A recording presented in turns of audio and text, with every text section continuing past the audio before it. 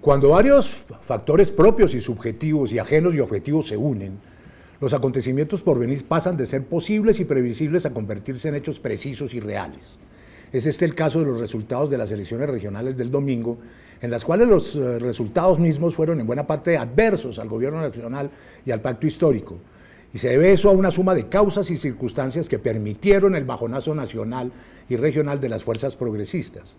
Para mí la primera causa objetiva que incide en ello fue la sistemática campaña de mentiras, deformaciones, manipulaciones, calumnias e infamias de la prensa, complotada contra la izquierda y contra Petro, saboteadora de todas las posibilidades de acciones del gobierno, utilizando para ello las más bellacas suciedades y los montajes de la fiscalía, los entrampamientos, la sistematicidad de matrices negativas o bien francamente inmorales por los torcidos y rabiosamente falsas.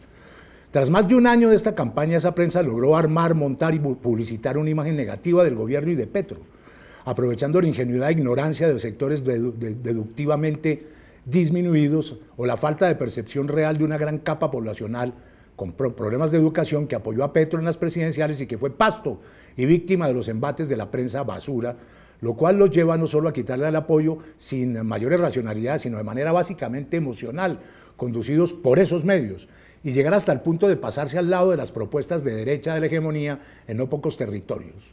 Me atrevo a creer que aunque es una derrota que no podemos ni disminuir ni ocultar, mayoritariamente se debe a ese actuar de la prensa militante al servicio de la oposición, frente a la cual el gobierno no ha entendido cómo responder. La oposición misma hizo su tarea de minado y de desprestigio con violencia y el mismo grado de mitomanía, pero no habrían logrado nada siendo una oposición básicamente mediocre, nada ideológico y puramente emocional en el sentido más primario, sin el apoyo de esa prensa. De otro lado, y como segundo factor, que en realidad son dos, estuvo la izquierda misma y el propio Petro. Desde un principio el gobierno demostró ser incapaz de una respuesta de comunicación para mitigar las agresiones cotidianas y se dejó enredar por su propia incapacidad de comunicar. Siempre salió pues mal librado.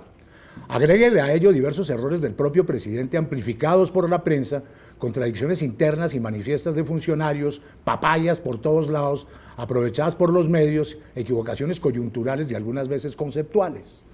Y claro, otro tipo de graves problemas en los cuales no tiene culpa Petro y que la oposición lo quería vincular a las malas, como el caso de los dineros calientes de su hijo Nicolás. Creo que de ese golpe Petro no se pudo recuperar y el debate sigue en lo político y lo judicial. Todo ello se convirtió en distancias de la gente siempre manipulada por la prensa. Y el otro factor, el de la propia desorganización de las huestes de izquierda frente a las elecciones, donde una vez más salieron a flote los viejos vicios de canibalismo, incapacidad de unidad y una larga serie de mezquindades internas, al punto de ser incapaces de desarrollar un movimiento sereno y fuerte y sobre todo unido. Surge ahí el tema de los avales no dados o mal dados, las listas fragmentadas, peleas internas, síntesis, la tradicional dispersión de la izquierda que Petro había unido, que actuó como factor negativo, que aleja inclusive capas de población muy cercanas, como en Bogotá. El pacto, si bien no retrocedió, como dicen los medios, sí se estancó y con pérdidas brutales. Y si a eso le sumamos otro factor objetivo, como es el refortalecimiento del AMPA electoral y el clientelismo una vez más desbordado, pues era bien claro que el pacto en esas condiciones no podía ganar. Desde luego el gobierno sigue marchando en sus proyectos con nuevos escenarios regionales y nacionales, donde debe actuar de manera fría, calculada, en pro del proyecto, las reformas, la paz y la vida.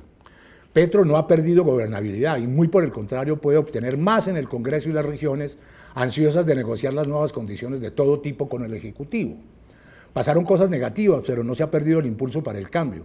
Pero más allá del gobierno, sí nos hemos regresado muchos años al pasado y de nuevo queda sobre el tapete el gran dilema moral. Una ciudadanía que mayoritariamente elige a sus verdugos, una sociedad permeable y conforme con las inmoralidades de una democracia, y no solo electorera, que no sale de su crisis histórica. No quedamos en la unidad de cuidado intensivo, pero sin urgencias. Que lo ocurrido sirva para aprender, modificar, conciliar y sobre todo para la consolidación de estrategias para enfrentar a una prensa y una oposición capaces de todo y así pues salir adelante.